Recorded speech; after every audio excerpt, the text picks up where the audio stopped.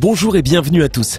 Que vous soyez chrétien ou non, croyant ou non, je vous promets que vous serez peut-être choqués de voir cette vidéo qui révèle 10 choses que le Vatican ne veut pas que vous sachiez. La mort de Jean-Paul I.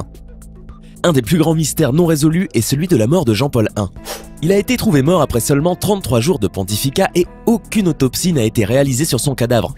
En fait, le Vatican a été lié à la mafia et au crime organisé pendant plusieurs années. En 1982, le président de la Banque du Vatican a quitté son poste et son titre après avoir été exposé au grand public à cause de ses liens avec la mafia justement. Il n'a jamais fait l'objet de procès, même s'il a été suspecté de plusieurs meurtres, dont celui de Jean-Paul I. Le couvent de la Madeleine. En Irlande, l'Église catholique a créé une maison de femmes pour accueillir les femmes dites perdues, qui étaient en fait juste des femmes qui avaient eu des relations sexuelles hors mariage. Seule une minorité de femmes qui étaient admises dans ces maisons étaient des prostituées. Même si au départ l'idée était surtout de les accueillir puisqu'il leur était impossible de se trouver un emploi, les maisons ont rapidement dégénéré. Elles étaient gérées par 4 groupes de sœurs qui faisaient subir aux femmes perdues de nombreux châtiments corporels et qui les faisaient travailler dans les laveries en leur donnant un minuscule salaire. L'Église catholique ramassait la grande partie des profits du travail de ces femmes et quand ces pauvres femmes mouraient, elles étaient enterrées et leurs familles n'étaient pas contactées. En 1993, 155 corps ont été trouvés dans une énorme tombe au nord de Dublin. On estime que 30 000 femmes ont séjourné plus ou moins longtemps dans ces asiles. Les castrats. Depuis très longtemps, les dirigeants du Vatican, prêtres, évêques et le pape lui-même ont accompli des actes horribles. Les castrats par exemple étaient de jeunes chanteurs qui subissaient la castration pour empêcher qu'ils ne développent pas des hormones mâles et puissent ainsi garder leur voix aiguë et si délicate. Ainsi, l'allongement des cordes vocales d'environ 60% qui fait baisser la voix des garçons n'a-t-il pas lieu après la castration? Le larynx ne grandit pas tandis que la capacité thoracique au contraire croît amplement, parfois démesurément. L'existence même des castrats suscitait de vives controverses au sein du Vatican, car la castration de jeunes enfants restait un acte ignoble et officiellement condamné par l'Église.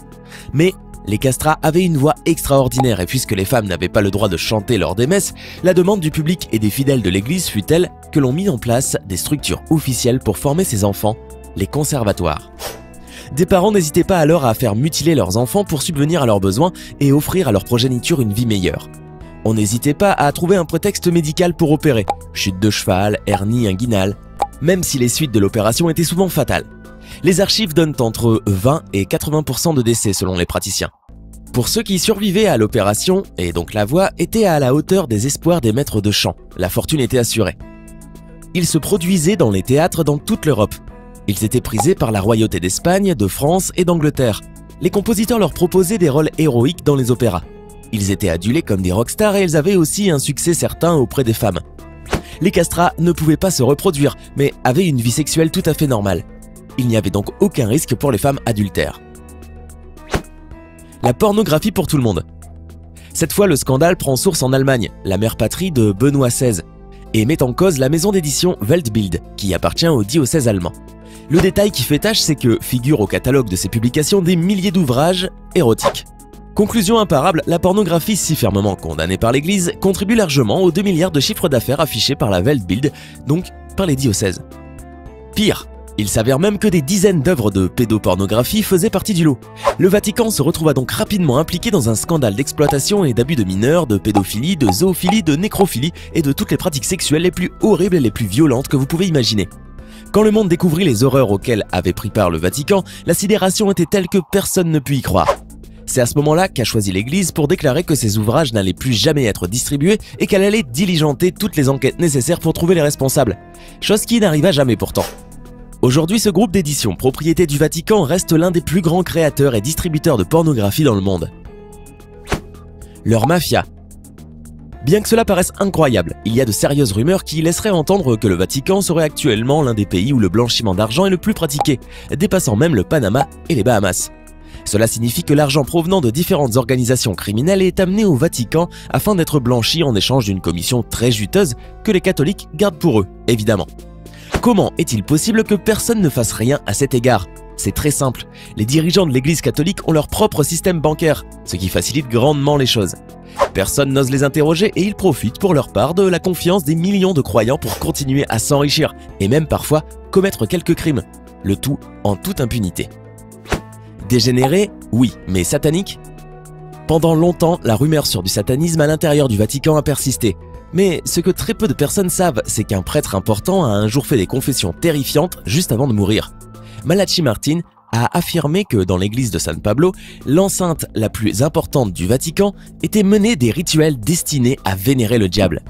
A priori, des manifestations horribles de démons se feraient pendant ces rituels, accompagnés de sacrifices d'humains ou d'animaux servant d'offrande au diable. Oui, vous avez bien entendu, il semblerait que le diable ait des adorateurs travaillant au sein même du Vatican. Les allégations de Malachi Martin n'ont cependant jamais été vérifiées. L'envoi d'enfants blancs à travers le monde pour assurer une majorité de blancs. Au XIXe siècle, l'Église a envoyé 150 000 enfants à travers le monde, Angleterre, Australie, Nouvelle-Zélande, etc., pour assurer que la race blanche se reproduise et devienne majoritaire partout.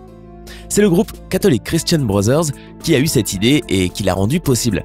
Les enfants n'étaient pas bien traités et servaient même d'esclaves. Ils travaillent le jour et se faisaient battre ou violer la nuit. La criminalité au Vatican. Tout le monde pense que visiter le Vatican est une expérience pleine de paix, d'harmonie et de sécurité. Toutefois, il faut cesser de se leurrer. Le Vatican est le pays le plus petit du monde, mais c'est également celui où on retrouve le plus de crimes par kilomètre carré. Oui, le Vatican aussi a son lot de voleurs, de racketteurs et d'arnaqueurs de touristes, et cela doit être en grande partie parce que ce pays catholique ne compte qu'un seul juge et 130 policiers pour tenter de gérer ordre et justice. Conscients de cette importante déficience, les petits criminels en ont profité pour en faire leur paradis. La criminalité dans la cité du Vatican est générée en conformité avec l'article 22 des accords du Latran entre le Saint-Siège et l'Italie, par lequel le gouvernement italien, lorsqu'il est recueilli par le Saint-Siège, engage les poursuites et la détention des suspects, aux frais du Vatican. Le Vatican n'a pas de système pénitentiaire. Les personnes reconnues coupables de crimes commis au Vatican accomplissent leur peine dans les prisons italiennes, les coups étant couverts par le Vatican. Au Vatican furent inventées les tortures les plus impitoyables. Punir, torturer ou tuer ceux que l'on considère comme des pécheurs n'a jamais représenté un problème pour le Vatican. Ce n'est donc pas surprenant d'apprendre maintenant que les moyens de torture les plus horribles, les plus douloureux et les plus inhumains qui ont pu être utilisés furent créés par les plus hauts représentants de Dieu sur Terre. Depuis la Sainte Inquisition jusqu'à nos jours, le Vatican continue à pratiquer ces terribles méthodes de torture contre ceux qui osent remettre en question ou désobéir à leurs croyances. L'une des plus utilisées et de loin la plus impitoyable est la torture par l'eau. Cette technique consiste à attacher les mains et les pieds de la victime afin de la rendre complètement immobile, à lui couvrir le nez pour l'empêcher de respirer, puis à lui placer quelque chose dans la bouche afin de la garder ouverte et l'empêcher de se fermer. Et pour finir, le plus terrifiant, à forcer la personne à boire 8 litres d'eau sans s'arrêter. La sensation de noyade est tellement horrible que les victimes implorent d'être achevées. Si ces pauvres victimes avaient été exaucées, elles auraient échappé au supplice de mourir lentement d'une déchirure de l'estomac. La ville du sexe silencieux. Après de nombreuses années, l'une des terribles vérités qui se cachent dans le Vatican a fini par éclater. Malheureusement pour lui, la pédophilie n'était plus un secret. Des prêtres qui violent des enfants, c'est l'un des actes les plus répréhensibles et inhumains qui puissent exister. Le plus affligeant est que ces actes déplorables sont commis par les plus grands représentants de la foi dans le monde. Au Vatican, de nombreux prêtres n'ont pas de scrupules, et leur malfaisance est telle qu'ils semblent amener l'enfer sur terre. Pourquoi se gêneraient-ils? Puisque lorsqu'ils sont mis à jour, au lieu d'être dénoncés, expulsés et punis par la loi des humains, ils sont simplement transférés d'une paroisse à une autre. Ce qui est le plus malheureux dans tout ça, c'est que peu importe qu'ils continuent à commettre leurs crimes horribles et abjects en faire d'autres enfants innocents. Un pape ne peut jamais aller en prison. Le souverain pontife jouit d'une immunité diplomatique, c'est-à-dire qu'il ne peut pas être traduit devant les tribunaux. En effet, plus de 170 pays le reconnaissent comme ayant la plus haute immunité diplomatique. Le pape ne peut donc être jugé devant aucun tribunal au monde. Même s'il commet un quelconque crime, jamais il ne mettra les pieds dans un tribunal ou même dans une prison. La figure du pape est tellement intouchable qu'il ne peut être arrêté ni même contrôlé. Il ne pourra pas non plus jamais être mis en examen pour répondre de ses actes. Ses privilèges sont tellement importants qu'il pourrait commettre n'importe quel crime sans jamais être inquiété. Certains trouvent même qu'il est totalement aberrant que celui-ci se fait appeler le plus grand représentant de Dieu sur Terre et qui finalement n'est qu'un être tout ce qu'il y a de plus humain, puisse posséder autant de pouvoir. Qu'en pensez-vous? Le vol de bébés en Espagne. Francisco Franco, homme d'État, général et dictateur, a décidé de faire de l'Espagne un endroit meilleur en volant des bébés non désirés. L'Église catholique était un grand supporter de Franco et aidait à contrôler les écoles, les maisons et les hôpitaux pour que Franco puisse facilement mettre en place son plan. Au total, il aurait volé 300 000 bébés aux parents pour les offrir en adoption illégale. Quand Franco est mort en 1975, l'Église a continué cette pratique et le vol de bébés a vu fin en 1987 seulement. Ainsi, selon les statistiques, ceux qui ont été adoptés en Espagne entre 1960 et 1989 ont 15% de chance d'être un bébé volé. Lequel de ces secrets sur le Vatican et l'Église catholique vous a le plus surpris? Dites-le nous en commentaire.